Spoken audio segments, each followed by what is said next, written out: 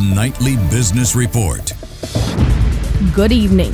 Tonight, President Kumar Dissanayake emphasizes that since the liberalization of vehicle imports, $150 million in letters of credit have been established and affirmed that the government will not impose import curbs on automobiles.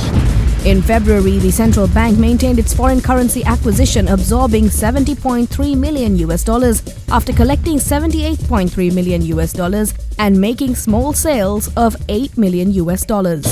On the third trading day of the week, the Colombo Stock Exchange experienced a positive turnaround, reversing the downward trend observed in the previous days.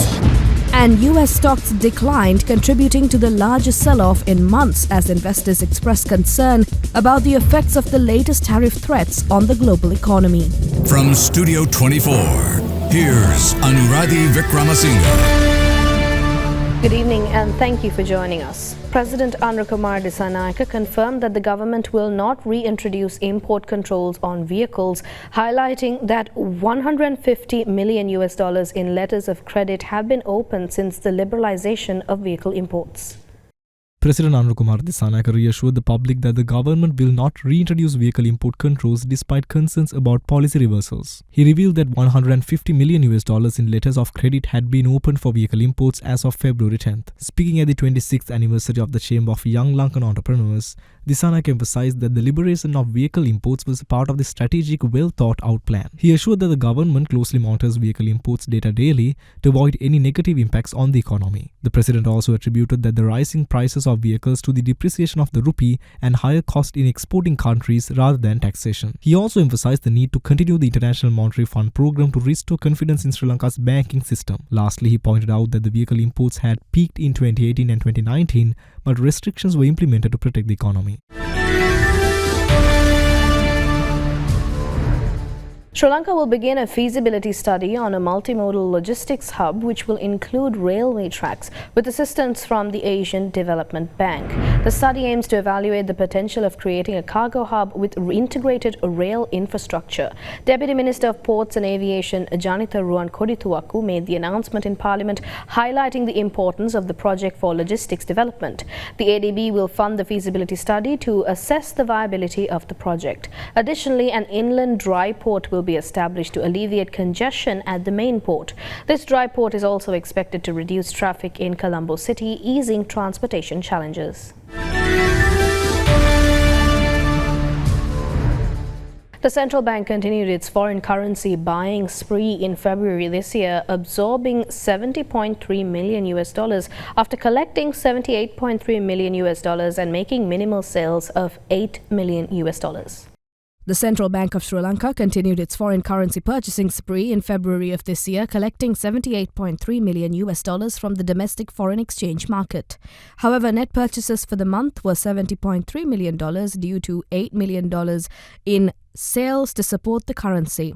For the 2 months through February, the central bank purchased a net $82.6 million, including 12.3 million rupees in January.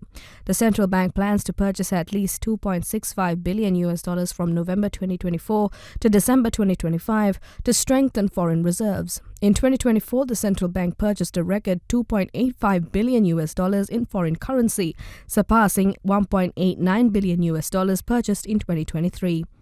By the end of February this year, Sri Lanka's gross official reserves stood at $6.1 billion, remaining nearly unchanged from January. The IMF has set a target for Sri Lanka to raise its gross reserves to $7.1 billion by the end of 2025, equivalent to 3.2 months of import cover. A total of 6,160 Sri Lankans have been offered jobs in Israel's construction sector through a memorandum of understanding between the governments of Sri Lanka and Israel. Since January of this year, 1,082 Sri Lankan youths have already departed for these construction sector jobs. 41 individuals received air tickets for their upcoming employment in Israel. Additionally, another 177 individuals are preparing to leave for Israel's construction sector. The Sri Lanka Bureau of Foreign Employment highlighted the increasing interest among Sri Lankans in working abroad, particularly in non-traditional destinations. The Bureau also noted a growing trend of Sri Lankans seeking employment in European and East Asian countries. Sri Lanka has been named the world's most family-friendly country, according to a new report by Condé Nast Traveller and Remitly's Immigration Index. Sri Lanka has been named the world's most family-friendly country in a new report by Condé Nast Traveller's Remitly's Immigration Index. The ranking was based on factors such as education quality and childcare costs. Sri Lanka scored highly on education with a strong score of 0.7 over 1.0 and has an annual childcare cost of just $354.60, following Sri Lanka, Sweden and Norway ranked second and third respectively. The US ranked 10th on the list, far behind these top contenders. The report highlighted that Sri Lanka offers affordable childcare and quality education, making it an attractive destination for families. The ranking reflects a growing recognition of Sri Lanka's efforts to support family well-being. This accolade positions Sri Lanka as a leader in family-friendly policies globally. Let's take a short break now. This is the Nightly Business Report.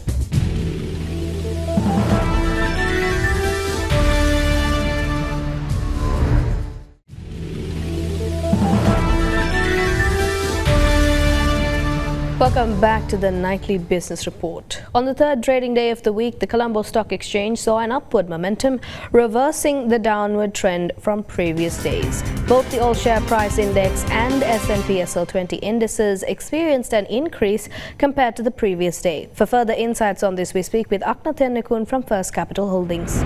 Thank you, Anuradhi. Today, the Colombo Stock Exchange made a turnaround from the downturn that gripped the market over the last few days. The SPI climbed up amid visible volatility and ended the day in the green amid a brief downtick that happened around midday. So the ASPI closed at 15,861, having risen by about 151 points. Banking sector counters assumed a prominent place in driving the ASPI up, with Commercial Bank, HNB and Sampath Bank standing out as the top positive contributors to the index, followed by Haley's and John Keel's Holdings. On the flip side, Selinco Holdings, NDB and Richard Pearis and Company emerged as the top negative contributors to the ASPI. Turnover remained largely similar to yesterday, hovering around the 2.5 billion rupee threshold. In terms of sector-wise contribution to turnover, the capital goods segment took the lead with a contribution of about 27%. This was followed by the banking and material sectors, which made a collective contribution of about 43%. Thank you. Medium tenor bond yield slightly declined ahead of a 210 billion rupee treasury bond auction. Sri Lanka's rupee strengthened marginally against the US dollar in the spot market as well. The auction will issue bonds maturing in 2029, 2032 and 2034. For further insights, we speak with Manusha Kandanarachi from First Capital Holdings. Thank you, Anuradhi. Today's Treasury bond auction saw increased levels of demand and buying interest on all 2029, 2032 and 2034 bond maturities, which were fully subscribed as the Central Bank of Sri Lanka raised a total of 210 billion rupees, yielding full acceptance across all maturities. The 2029 maturity was fully subscribed, where 85 billion rupees were accepted and the total bids offered were 85 billion rupees as well. The 15-12-29 bond closed at a weighted average yield rate of 10.72%. Additionally, the 2032 maturity was also fully accepted, with 75 billion rupees being accepted from total offered amount. The 15-12-2032 bond closed at a weighted average yield rate of 11.4%. Furthermore, the 2034 maturity was also fully accepted, with 50 billion rupees being accepted from total offered amount. The 15-9-2034 bond closed at a weighted average yield rate of 11.5%. Additionally, yesterday's secondary market yield curve experienced moderate activity amidst moderate trading volumes, as some buying interest emerged following the Treasury bond auction held yesterday. Thank you.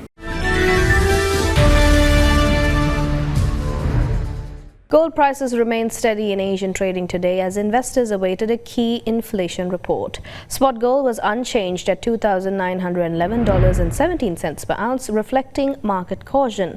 Gold futures for April delivery were also muted, priced at $2,921.24 per ounce. The yellow metal found support due to its safe haven appeal amid ongoing uncertainty surrounding President Donald Trump's tariff decisions. Investors are closely monitoring economic data, particularly the upcoming inflation report, for signs of market direction. Tariff decisions by the U.S. government continue to weigh on global market sentiment, influencing gold stability.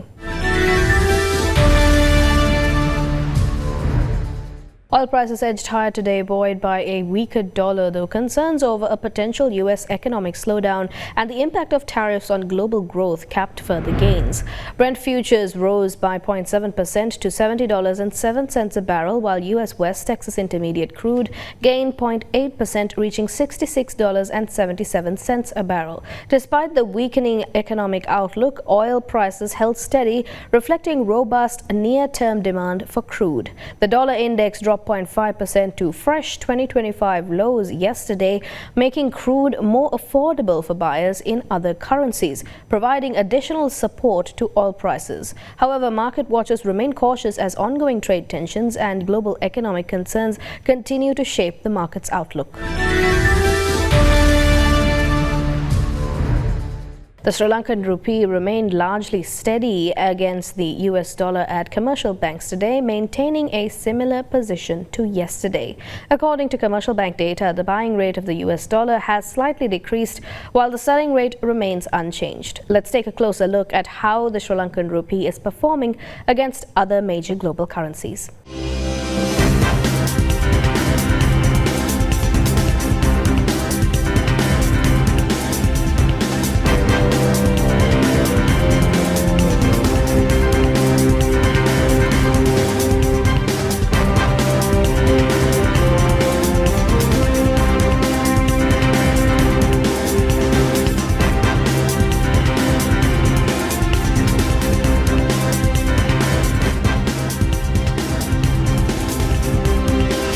A short break now. This is the Nightly Business Report.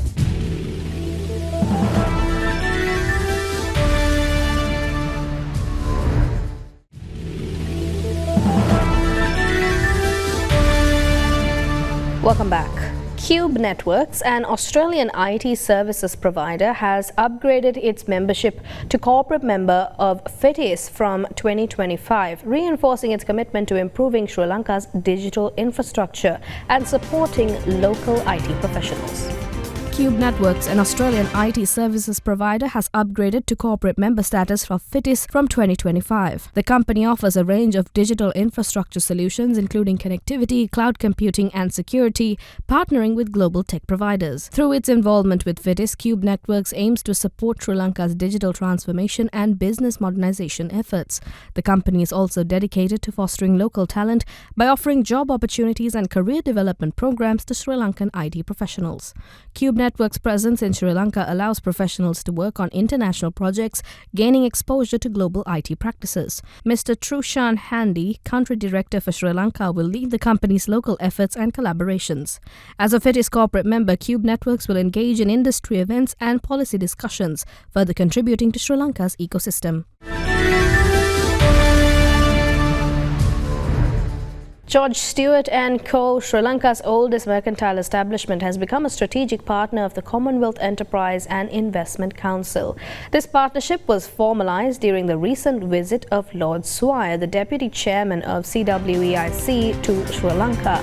As one of nearly 150 business and government partners from 35 countries, George Stewart & Co. joins the CWEIC's mission to facilitate trade and investment across the 56 Commonwealth member nations. Lord Swire praised the company's deep-rooted history and its forward-looking approach, believing the partnership will open new opportunities for collaboration. Founded in 1835, George Stewart & Co. has evolved into a diversified conglomerate with interest in sectors like tea, health and financial services. Sarva Amarasekara, chairman of George Stewart & Co., highlighted the company's focus on increasing exports and expanding its global footprint as it approaches its 200th anniversary.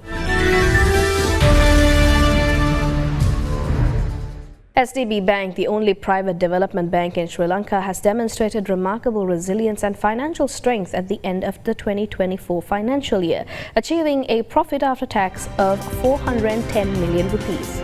The bank has delivered impressive performance driven by robust strategies and a focus on sustainable growth. Its net fee income surged by 36%, reaching 584 million rupees, reflecting a strong adaptability amid volatile interest rates and rising inflation. The net interest margin stood at impressive 5.18% for last year, highlighting the effective interest rate management. Operating income remained stable even as the bank provided customers concessions to ensure market retention. Impairment charges dropped by 69% in the fourth quarter last year compared to the previous year, 2023, showcasing the bank's efficient collection and remediation efforts. The impairment coverage ratio for Stage 3 loans improved significantly, rising from 39.7% at the end of 2023 to 48.33% in 2024. The bank's strong liquidity coverage ratio of 279.65% ensures its ability to meet short-term obligations, maintaining stability and growth. First Capital Treasuries PLC has introduced a seamless bidding solution for Treasury bill and Treasury bond auctions through WhatsApp. In collaboration with Yanisys, the new system allows clients to place bids via WhatsApp, making the process more efficient and secure. Previously, customers sent bids through email, which were manually entered into a bid sheet. But the WhatsApp integration automates this process, improving accuracy. This innovation simplifies the auction process, reducing lead times by up to 50% and decreasing human involvement. By automating data capture, the system ensures higher accuracy, eliminating manual errors and improving transaction quality. This new method offers customers a convenient, familiar platform for participating in government securities auctions. It also enhances accessibility for a broader audience, making it easier for investors to engage with government securities. Haley Solar, the renewable energy arm of Haley's Fentons Limited, has successfully completed the installation of a 1.2 megawatt power solar system, now powering the engineering and arts faculties at the University of Peradeniya. The University of Peradeniya has successfully completed a 1.2 megawatt solar installation, marking a major milestone in its sustainability efforts. The system installed by Haley Solar is expected to significantly reduce the university's carbon footprint and electricity costs. With additional solar installations planned for the medical faculty, the university's total solar capacity will reach 1.5 megawatt upon completion. Peradeniya University's engineering faculty dean, Professor Lilantha Samaranayaka, emphasized the importance of this collaboration with Haley Solar in reducing the university's environmental impact. Haley's Fentons Managing Director Hasit Premathilaka highlighted the project's role in advancing renewable energy solutions while contributing to climate change mitigation. The installation is expected to reduce the university's monthly electricity expenditure by 31%. Haley Solar CEO Roshan Pereira praised the project's timely completion despite weather challenges and noted its long-term benefits for both the environment and the university. HNB Investment Bank has extended its partnership with CFA Society Sri Lanka as a silver partner for the 8th consecutive year. The sponsorship agreement was signed by Ray Abeyawardena, Group CEO and Managing Director of HNB Investment Bank, and Rashmi Piris Paranavithana, CFA, President of CFA Society Sri Lanka. Rashmi Piris Paranavithana expressed her delight, emphasizing the shared commitment to advancing excellence in the financial services industry. Ray Abeyawardena highlighted HNB Investment Bank's dedication to fostering industry growth and supporting financial education and professional development. This ongoing partnership reflects HNB Investment Bank's dedication to enhancing financial services standards and building strong global connections. The collaboration aims to contribute to building a more resilient and ethical investment landscape in Sri Lanka. Let's take a short commercial break. Global business updates coming on the other side. This is the Nightly Business Report.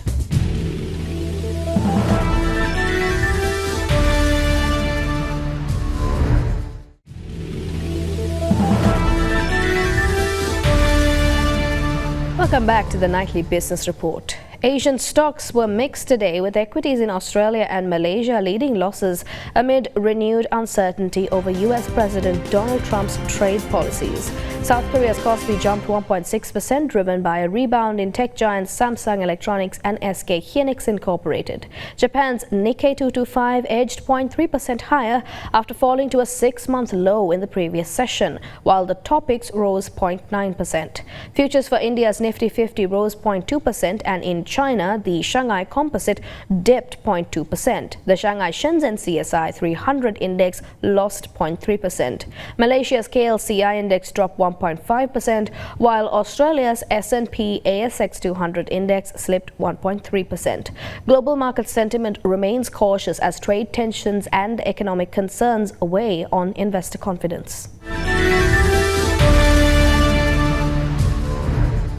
US stocks fell, adding to the biggest sell-off in months as investors worried about the impact of the latest tariff threats on the global economy.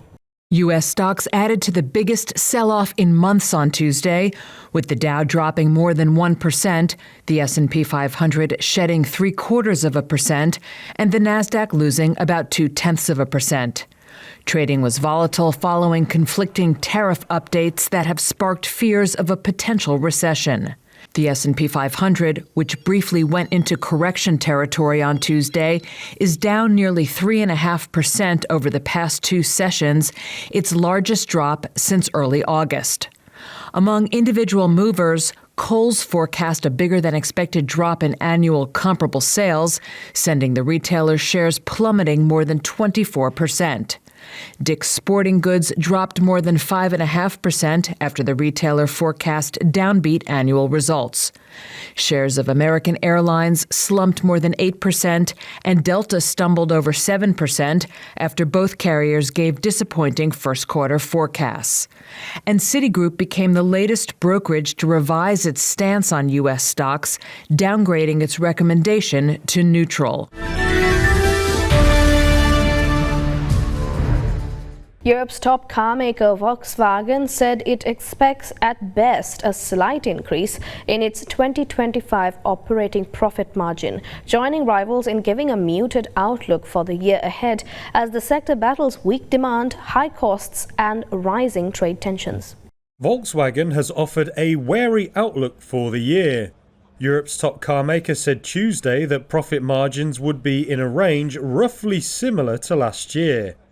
It joined rivals in giving a muted forecast amid headwinds including a global trade war, rising competition, high costs and weak demand. The company cited what it called challenges in the global economy as well as an industry in the midst of a fundamental transformation. That's a reference to the massive costs of developing electric vehicles and revamping production lines to make them. The outlook did not factor in the possible impact of trade tariffs threatened by new US President Donald Trump. Finance chief Arno Antlitz said the firm had great products, great brands and global scale and could not be satisfied with its outlook for the year. Operating profit at the auto giant fell 15% in 2024, sinking to just under $21 billion. That was in line with analyst forecasts. The drop comes after VW twice cut its outlook last year due to weak demand for cars. Shares in the firm are down more than 40% over the past 4 years. Negatives have included the rise of new Chinese car brands like BYD, which have seized market share and undercut legacy rivals on price.